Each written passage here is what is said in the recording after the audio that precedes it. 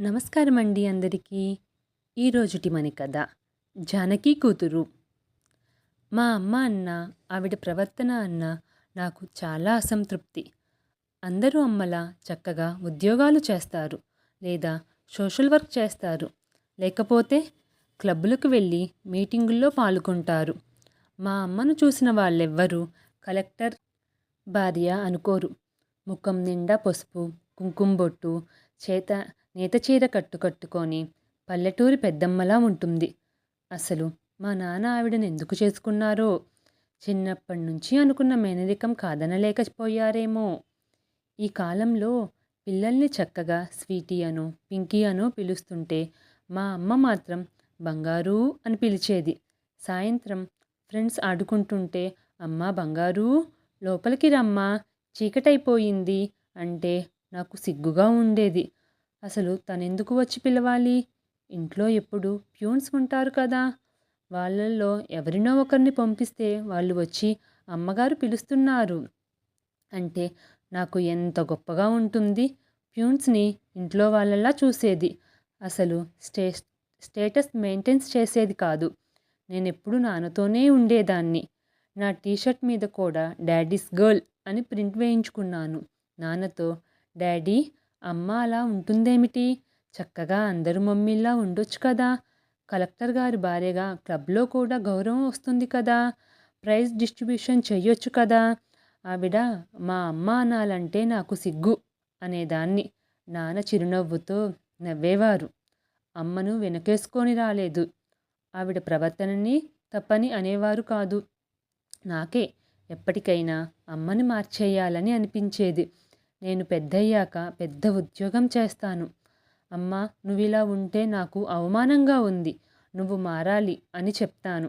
అప్పుడు అమ్మ అందరూ అమ్మలలా ఉంటుంది అనుకునేదాన్ని. ఒక రాత్రి అలాగే అనుకుంటూ పనుకుంటే ఫోన్ మోగింది. అంతా నిశ్శబ్దంగా ఉన్నప్పుడు మోగిందేమో. ఉలిక్కిపడి అమ్మను వాటేసుకున్నాను. భయం లేదు బంగారు అంటూ ఫోన్ తీసింది. అర్ధరాత్రి నిశ్శబ్దం మూలాన అమ్మ మాట్లాడుతున్నా నాకు కూడా వినిపించింది. అమ్మా అంటూ ఏడ్చాను. అమ్మ నోట్లో అదే మాట, భయం లేదు బంగారు. నా ఏడుపు రెట్టింపయ్యింది. భయం లేదా? ఎందుకు లేదు? భయం తప్ప ఏముంది? నాన్న లేకపోతే ఎలా? నాన్నను చూడకుండా ఉండగలనా నేను? నాన్న కూతుర్ని, నేను చచ్చిపోతాను, నాన్న దగ్గరికి వెళ్ళిపోతాను అని ఏడవసాగాను. అమ్మ నన్ను దగ్గరకు తీసుకుంది. బంగారు ఏడవకూడదమ్మా, నువ్వు ఏడిస్తే నాన్నకు బాధ కలుగుతుంది. నాన్న మంచివారు, మంచివాళ్ళంటే దేవుడికి ఇష్టం, అందుకే తన దగ్గరకు రప్పించుకుంటారు. నాకు ఉక్రోషం వచ్చింది. నిన్నే రప్పించుకొని నాన్నని ఇక్కడ ఉంచేయొచ్చుగా, నువ్వేగా ఎప్పుడు దేవుడికి పూజలు చేస్తావు, నువ్వెళ్ళి నాన్నని పంపించేయి. అమ్మ నన్ను మరింత దగ్గరగా తీసుకొని వీపు నిమరసాగింది ఏడుస్తూ. ఏడుస్తూ కొంతసేపటికి నిద్రపోయాను. మర్నాడు సాయంత్రానికి నాన్నను తీసుకువచ్చారు. అసలు గుర్తుపట్టలేకుండా ఉంది. నేను మీద పడి ఏడ్చాను. బంధువులందరూ వచ్చారు. అత్తయ్యలు, మామయ్యలు, పిన్ని అందరూ వెక్కి వెక్కి ఏడుస్తున్నారు. అమ్మమ్మైతే అయ్యో నీ బతుకు బుగ్గి అయిపోయిందే తల్లి అంటూ ఏడవసాగింది. అమ్మ మాత్రం నిశ్చలంగా కూర్చుంది. నాకు దుఃఖంతో పాటు కోపం కూడా వచ్చింది. ఈవిడికి ఎంతసేపు పూజలు పునస్కారాలే. పాషాణ హృదయం. నానంటే ప్రేమ ఉంటే కదా ఇప్పుడింకా 24 గంటలు పూజ చేసుకోవచ్చు అనుకుంటుందేమో. 4 రోజుల తర్వాత ఆఫీస్ నుంచి కొందరు వచ్చారు. మేడం, ఇప్పుడే విషయాలు మీతో ఎలా మాట్లాడాలో తెలియటం లేదు. మీకు పెన్షన్, గ్రాట్యుటీ వంటి శాంక్షన్ అవుతాయి. పేపర్లు సంతకం పెట్టించుకునేందుకు వచ్చాము. అమ్మ కాగితాలు తీసుకొని సంతకాలు పెట్టసాగింది. మేడం, మామూలుగా అయితే క్లర్క్ పోస్ట్ మాత్రమే ఇస్తారు, కానీ సార్ డ్యూటీలో మరణించారు. మీకు ప్రత్యేకంగా ఆఫీసర్ పోస్ట్ మంజూరవుతుంది. అమ్మ సంతకాలు పెట్టడం ఆపి నాకు ఉద్యోగం వద్దు అంది. నాకు దుఃఖం స్థానంలో కోపం వచ్చింది. ఇప్పుడైనా అమ్మ ఉద్యోగం చేయొచ్చుగా, ఇంకా ఇంట్లోనే కూర్చుంటుందా? ఆలోచించుకోండి. 6 నెలల టైం ఉంది. అమ్మ ఆలోచన మార్చుకోలేదు. ఆఖరికి అమ్మమ్మ కూడా చెప్పి చూసింది. ఏదో ఒక వ్యాపం పెట్టుకో, పిల్లను నేను చూసుకుంటాను. పిల్లను కాదమ్మా, పిల్లలను అనాలి. నాకు 3వ నెల. ఆఫీస్లో కూర్చొని ఫైల్స్ చూస్తుంటే గతమంతా జ్ఞాపకం వచ్చింది. గతం జ్ఞాపకం రావటానికి కారణం ఉంది. ఈ సీట్లోనే నాన్న పనిచేశారు. ఆయన సంతకాలున్న ఫైల్స్ ఇంకా ఉన్నాయి. అమ్మది రాతిగుండ. ఒక్కసారైనా ఏడవలేదు. నాకు నాన్న పోయాక పుట్టిన తమ్ముడికి ఏం కోరితే అది ఇచ్చింది. ఒక్కసారైనా ఇలా చేయండి అని చెప్పలేదు. అందరూ ఇంజనీరింగ్ చదివే రోజుల్లో నేను BA చదువుతానంటే సరే అంది. తమ్ముడు మిలిటరీలో చేరుతానంటే సరే అంది. ఎవరేమైతే నా ఏమిటి అన్నంత నిర్లక్ష్యం. భర్త పోతేనే ఏడవనిది. ఇక దేనికి ఏడుస్తుంది? దేనికి బాధపడుతుంది? గతం తాలూకా జ్ఞాపకాల నుండి బయటపడి ఫైల్స్ చూడసాగాను. విజిటర్స్ని చూసే సమయం అయింది. ఒక్కొక్కరే వస్తున్నారు. వాళ్ళ సమస్యలు విని ఫైల్స్పై ఆర్డర్స్ వేయసాగాను. చివరగా ఒక పెద్దాయన వచ్చారు. గ్రామ సర్పంచ్ ఆయన. పంచాయతీ భవనానికి రిపేర్ కోసం డబ్బు మంజూరీకి వచ్చారు. ఫైల్స్ చూసి డబ్బు మంజూరు చేయమని చేశాను. ఆయన కృతజ్ఞతలు చెప్పారు. కానీ కదలలేదు. ఇంకేమిటి అన్నట్లుగా చూశాను. అమ్మ, మీరేమీ అనుకోకపోతే ఒక మాట అడుగుతాను. మీ ఇంటి పేరును బట్టి అనుమానం వచ్చింది. మీ నాన్నగారు వేణుగోపాలరావు గారా? నాకు చిరాగ్గా ఉంది. ఆయన పెద్దవారు కదా అని అవును అన్నాను. అయితే నువ్వు మా జానకి కూతురు అన్నమాట. ఇదేమిటి ఏకవచన ప్రయోగం? చూస్తూనే అనుకున్నాను. ఆ ముక్కు కళ్ళు అచ్చం మీ అమ్మవే. ఎంతో మంచి పిల్ల. ఎవరికే కష్టం వచ్చినా ఊరుకునేదే కాదు. సాయం చేయాల్సిందే. అపకారం మాటే తెలియదు, ఉపకారమే.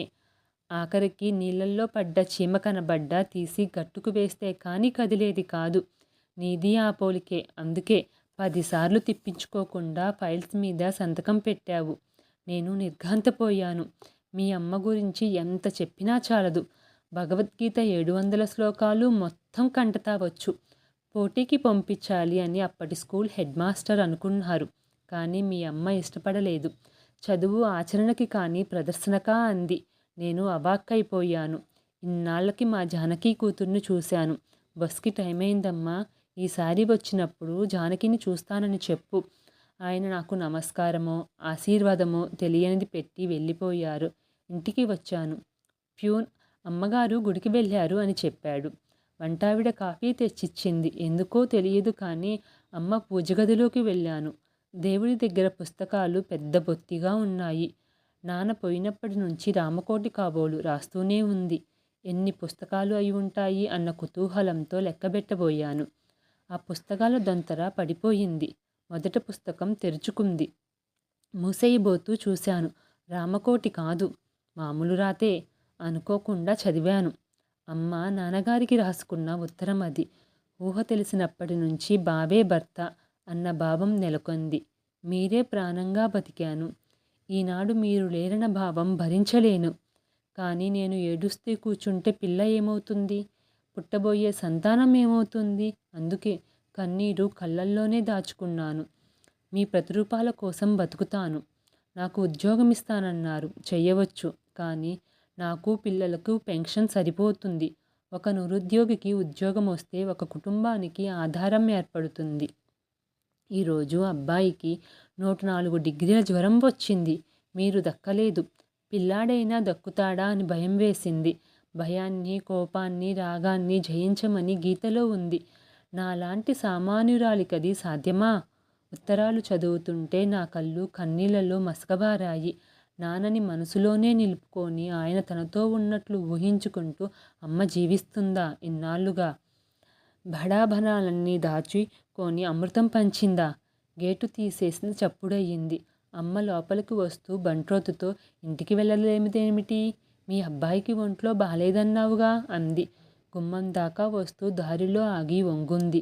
నత్తని గుళ్ళతో తీసి సహా పక్కన గడ్డిలో వేసేసింది. ఇంతకు మించిన జంతు ప్రేమ ఉంటుందా? సోషల్ వర్క్ చేయలేదని, ఉద్యోగం చేయలేదని అనుకున్నానే కానీ నేను అమ్మను డాడీస్ గర్ల్ని మాత్రమే కాదు, జానకి కూతుర్ని కూడా. నా హోదాను పూర్తిగా మర్చిపోయి అమ్మా అంటూ పరిగెత్తాను. 5 ఏళ్ల పాపల అమ్మ గుండెల్లో తలదాచుకున్నాను. ఈ కథ పేరు జానకి కూతురు. ఈ కథ కనుక మీకు నచ్చినట్లయితే మన ఛానల్ని సబ్స్క్రైబ్ చేసుకోండి. ఒక లైక్ ఇవ్వండి.